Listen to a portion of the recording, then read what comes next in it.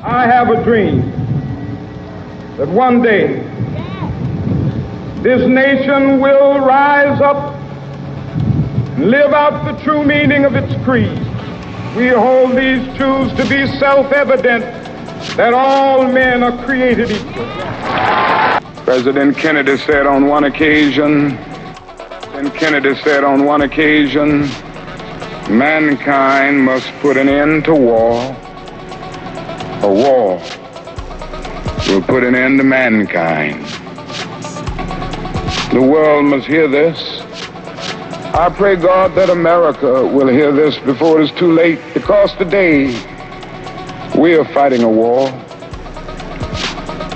I'm convinced that it is one of the most unjust wars that has ever been fought. Like other men. When he first got the call to join the Memphis garbage strike, Martin Luther King understood well that many followers still hoped he could perform miracles. And the expectation weighed heavily on him.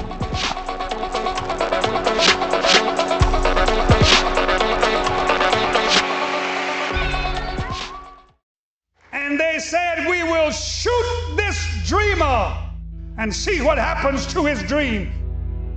A lot of people claim to have been on that balcony when Dr. King was shot down.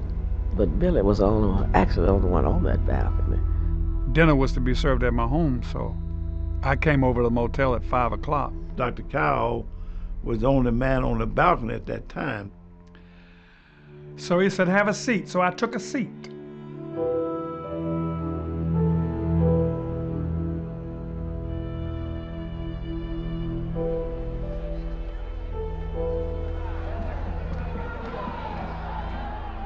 He was in the economic phase of his endeavor. He knew economics was the next level. And that got him killed more than anything else.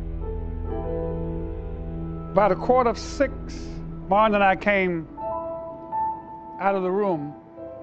M.L. King had to die for 1,300 sanitation workers to get a 10-cent raise. It's a terrible price to pay. Martin stood here and I stood right next to him. And they said, we will shoot this dreamer and see what happens to his dream. That's where the witness comes in. And the shot rang out. Yes, you can kill the dreamer. And it was just chaos. People were running, they were hollering, they were crying. But you cannot, I must tell you, that you cannot kill the dream. The dream is still alive. The dream is still alive. The dream is still alive. Hallelujah! Hallelujah! Hallelujah! Hallelujah! I pulled up in the parking lot, little narrow parking lot.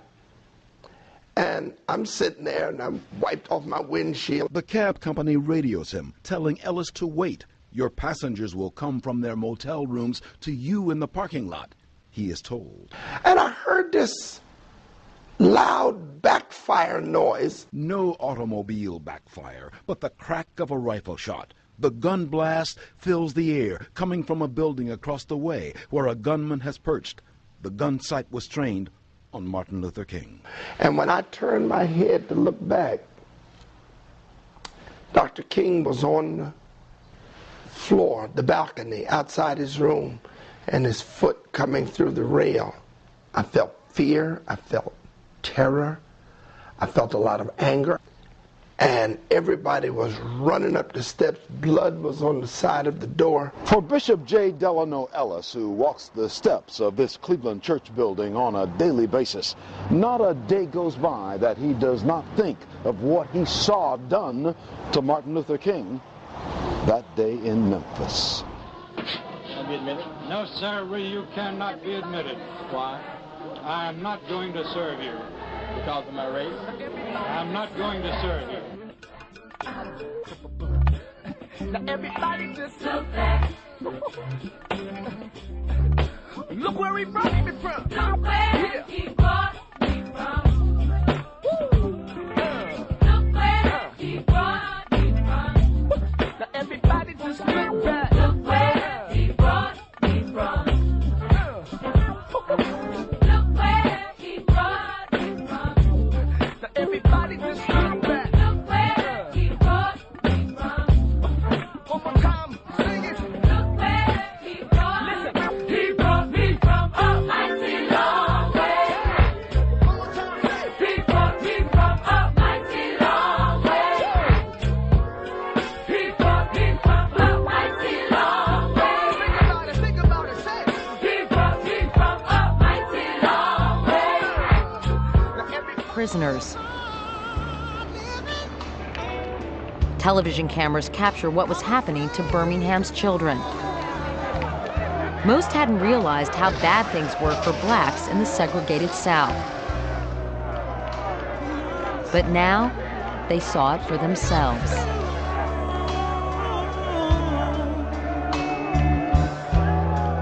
long time coming, but I know change is gonna come.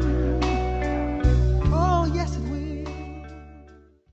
All we say to America is be true to what you said on paper.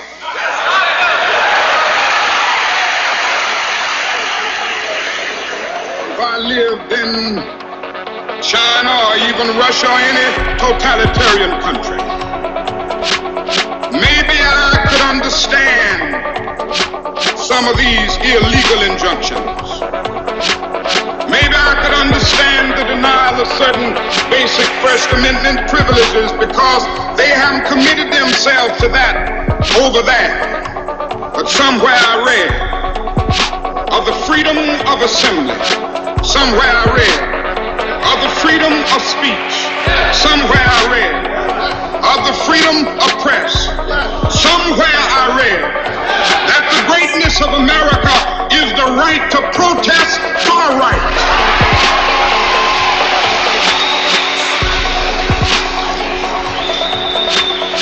And so just as I say we aren't going to let any dogs or water hoses turn us around, we aren't going to let any injunction turn us around.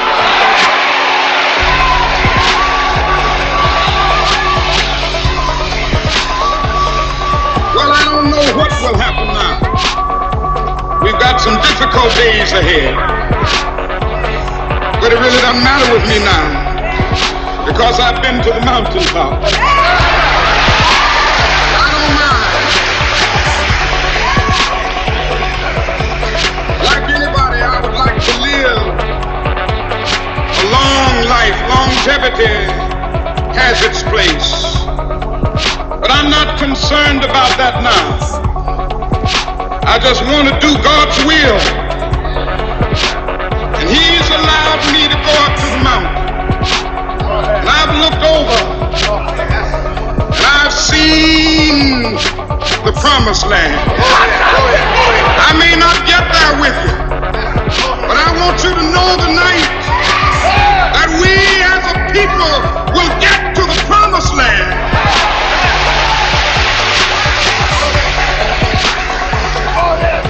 So I'm happy tonight. I'm not worried about anything. I'm not fearing any man. Mine eyes have seen the glory of the coming of the Lord.